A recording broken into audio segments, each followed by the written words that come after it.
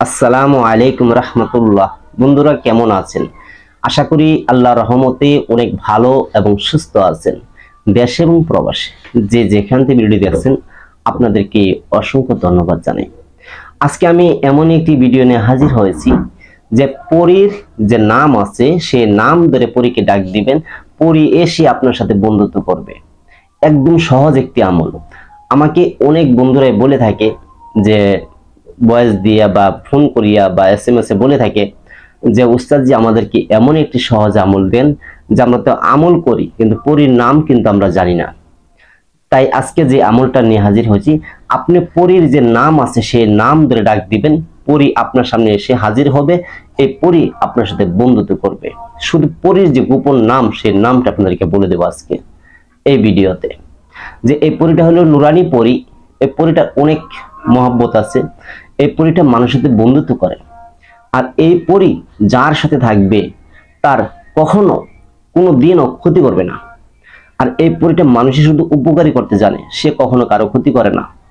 আপনি সেই পরীকে যদি বলেন যে অমুক ব্যক্তিকে ক্ষতি করে দাও, সে কখনো ক্ষতি করবে না। সে শুধু মানুষের উপকার করবে। যেমন আপনার যদি কোনো সমস্যার মধ্যে পড়েন, দেখা যায় আপনাকে কেউ জাদু করেছে, কুফরি করেছে, মন্ত্র করেছে, আপনাকে ক্ষতি করে রেখেছে, সেই পরীটা সব দেখতে পারবে। আর সেই পরীটা সেই জাদুটনা ভান চালানগুলি কেটে দিবে। আর এই পরী যদি আপনার সাথে থাকে, আপনার উপরে দুশ্মন শত্রু কেউ আপনাকে ক্ষতি করতে পারবে না। আর এই আমলটা নিয়ে হাজির হওয়ার উদ্দেশ্য একটি আমার, যে আজ বহুদিন যাবত আমাকে অনেক শিষ্য বন্ধু তারা বলতেছে যে আমরা পরীর নাম ধরে ডাক দিব, এমন একটা আমল আমাদেরকে বলে দেন। আপনি তো অনেক পরীর নাম জানেন, অনেক মুয়াক্কেলের নাম আপনার জানা আছে। আজকে আমাদেরকে এমন একটা আমল দেন যেন আমরা পরীর যে নাম আছে ওই নাম ধরে যেন ডাক দিতে পারি। দেখেন, সাধন করার পর তারপরে কিন্তু পরী এর নাম বলে দেয়, তাছাড়া কিন্তু নাম বলে না। আর আজকে যেটা দিব এটার নাম ধরে ডাক দিবেন, আপনার সামনে একটা উপস্থিত হইয়া আপনাকে সালাম দেবে, দেওয়ার পর আপনার সাথে বন্ধুত্ব করবে। তারপর সেই পরিধি আপনি যে কোনো কাজ করে নেবেন। কিন্তু এই নামটা আপনি যখন সাধন করবেন, এই নামটা কারো কাছে বলবেন না, শুধু আপনি জানবেন। অন্য মানুষকে বলা প্রয়োজন, যে আমল করবেন শুধু সেই জানবেন। এর বাহিরে কারো কাছে বলবেন না যে এই পরীর নাম ধরে ডাক দিলে হাজির হবে, এটা আপনি কারোর কাছে বলবেন না, শুধু আপনারই জানা থাকবে। আমি ভিডিও শেষে নামটুকু বলে দিব, তবে হ্যাঁ, স্কিপ করবেন না। যদি একটু স্কিপ করে ফেলান, এমন কোনো কথায় আপনার ভুল হয়ে যাবে বা আপনি শুনেন না, মিস করে ফেলেছেন, তাহলে কিন্তু আপনার সেই নামের ডাক দিলেও কিন্তু আসবে না। কারণ এখানে প্রথমে যদি আপনার কোনো জায়গায় ভুল থাকে, এটা প্রতিটি লাইন প্রতিটি আপনার জানা থাকতে হবে, তাহলে কিন্তু পরীটা আসবে। আর যারা আমার ভিডিওটি দেখছেন, অবশ্যই আপনি কষ্ট করে হলে চ্যানেলে সাবস্ক্রাইব করে দেন, একটি লাইক করে দেন, একটি শেয়ার করে দেন। আপনার বন্ধুর মাঝে এখনই ভিডিওটা একটা শেয়ার করেন, আর একটি লাইক দেন, একটি কমেন্ট করেন। কারণ যে কোনো আমল করতে গেলে অবশ্যই উস্তাদের অনুমতি লাগে। আপনারা যখন এই কাজগুলি করবেন, যে আপনাদের শেয়ার করা যেত জায়গা আছে সব জায়গা আপনি শেয়ার করে দিবেন।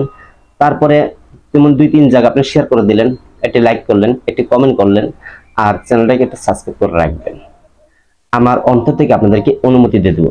এত সুন্দর একটা আমল দিচ্ছি, যে আমল ইউটিউব খুঁজে আপনি পাবেন না। পরীর নাম ধরে ডাক দেওয়ার আমল, এমন একটা আমল আপনাদের মাঝে আজকে বলবো।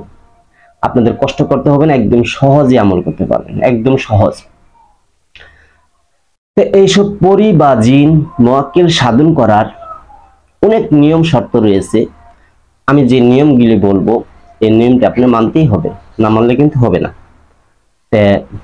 বিলাইটা খুব ডিস্টার্ব করতেছে। আমি কয়েকটা বিলাই বাচ্চা পালি, এই যে অনেকগুলি বাচ্চা আছে পালি, এদের এখানে থাকে। যাই হোক, এটি খুব ডিস্টার্ব করতেছে দিক দিয়া। এই পরী, যে পরীটা আজকে বলবো, এই পরীর সম্পর্কে আপনাকে কিছু বলে নেই, তাহলে আপনার ধারণা থাকবে যে এই পরীটা আপনার শরীরে থাকবে সাদা কাপড় পরিধান করা, একদম সাদা কাপড়, মুখে পাতলা হেজাব থাকবে। আপনি পুষ্টতাকে দেখতে পারবেন না, মানে পাতলা হেজাব পরা থাকবে কিন্তু। আর এই পরীটা যখনই আপনি ডাক দিবেন বা এই আমলটা করতে যাবেন, যাওয়ার পূর্বে আপনার কিছু কাজ করতে হবে। কি কাজ করতে হবে? আপনি যেদিন থেকে আমলটা শুরু করবেন সেই দিনটি হবে বৃহস্পতিবার দিন। অবশ্যই এই আমলটি করার আগে দিয়ে আপনি একটু তওবা করে নিতে হবে। যদি পূর্বে কোনো মন্ত্র বা কুফরি বা কোনো অন্য কিছু করে থাকেন তাহলে আপনি সেটা তওবা করে নেবেন, কারণ আপনি যেন পরবর্তী আর কখনো মন্ত্র বা কুফরি কালাম আপনি করবেন না। আপনি কোরআন থেকে বা ইসলামী ধরনের আমল করবেন, এমন ভাবে আপনি তওবা করে নেবেন, জীবনে আর গুনার কাজে লিপ্ত হব না, এরকম তওবা করে নিতে হবে আপনাকে। তারপরে আপনি কি করবেন, যেদিনকে আমলটা করবেন 7টা মসজিদ হতে হবে, 7টা মসজিদে আপনি 10 টাকা করে দান করতে হবে, এটা সর্বনিম্ন। আর আপনি উপরে যা পারেন 7টা মসজিদে 10 টাকা করে আপনি দান করে দিবেন। আর ফকির, মিসকিন, পাগল, অসহায়দেরকে 2, 4, 5 টাকা 10 টাকা আপনি দান করে নেবেন।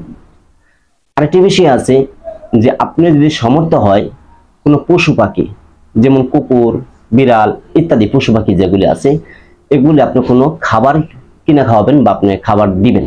এই আমলটি করার আগে আপনি এই কাজগুলি করে নিতে হবে কিন্তু।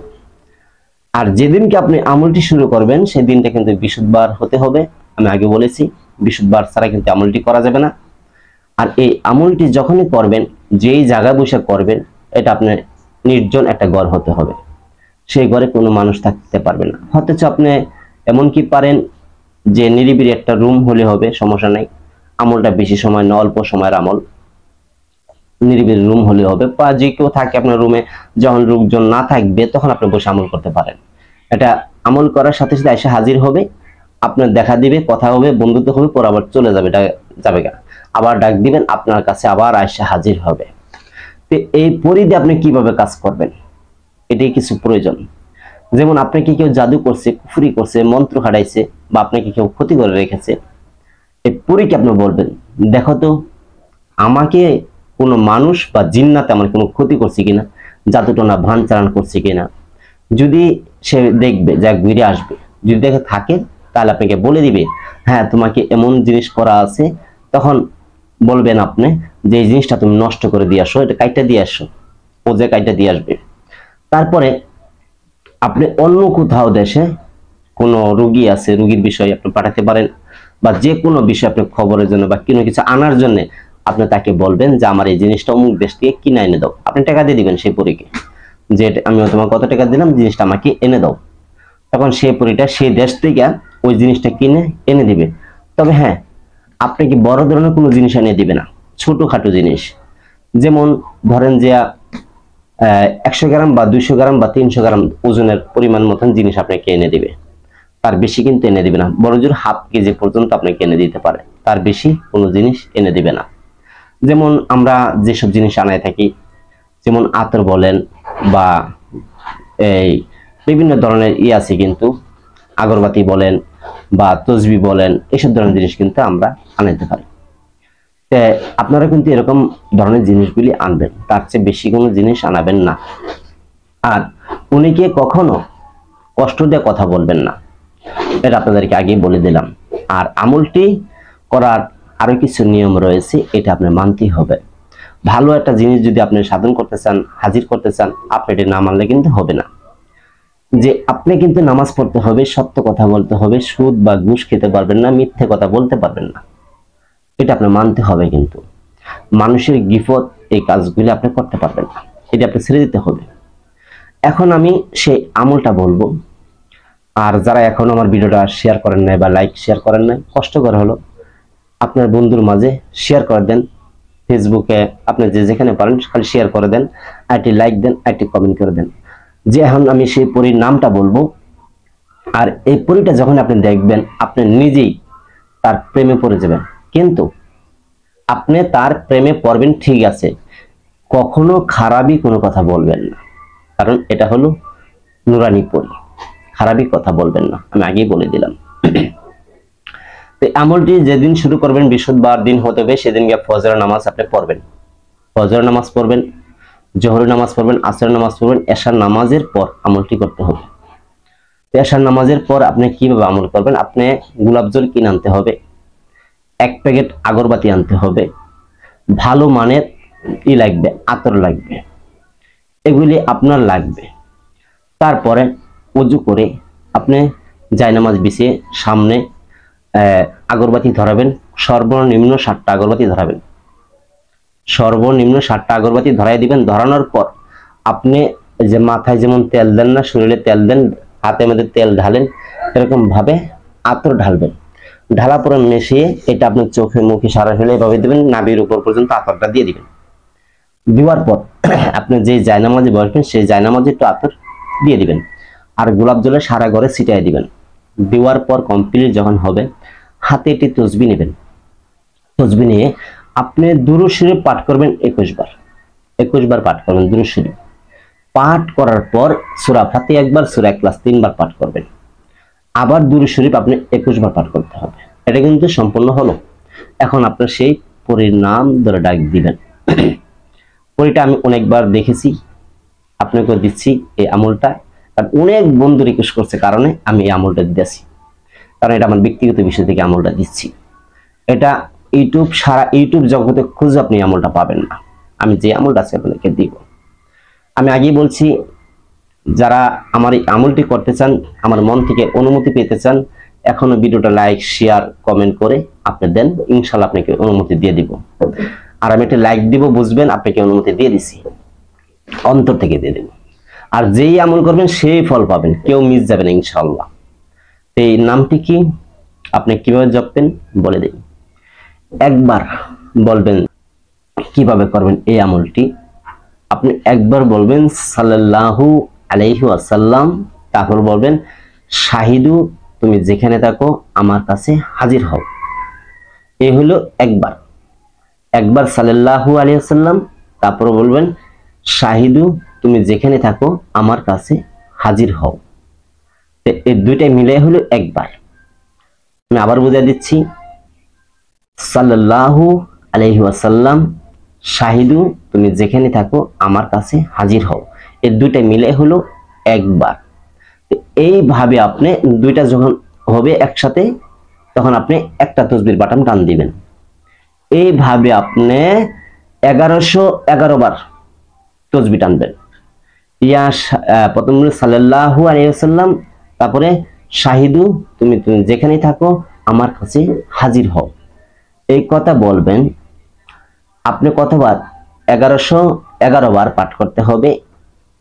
এর ভিতরে যখন আপনি 700 বা 800 বা 500 হবে, তখনই দেখবেন যে আপনার সামনে হাজির হতে পারে, তখন এসে হাজির হতে পারে। এমনকি কারো আমল শেষও হাজির হতে পারে, আবার কারো আছে প্রথমে হতে পারে, কারো মাঝে হতে পারে।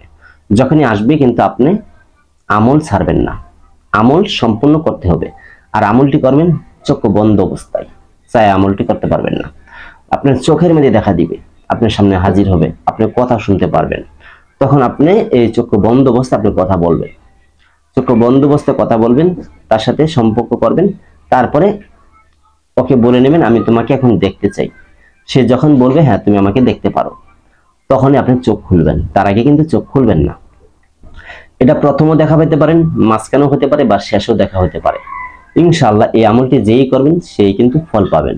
পর তার সাথে বন্ধুত্ব করে নেবেন। তারপরে পরবর্তী এই নাম ধরে তাকে ডাক দিতে হবে। কতবার পরবর্তী ডাকতে হবে সেটা উনি বলে দিবে। এই শাহিদু যে পরীটা, এই পরীটা কিন্তু আপনাকে বলে দিবে যে আমাকে তুমি অতবার নাম ধরে ডাক দিবে, আমি তোমার কাছে হাজির হব।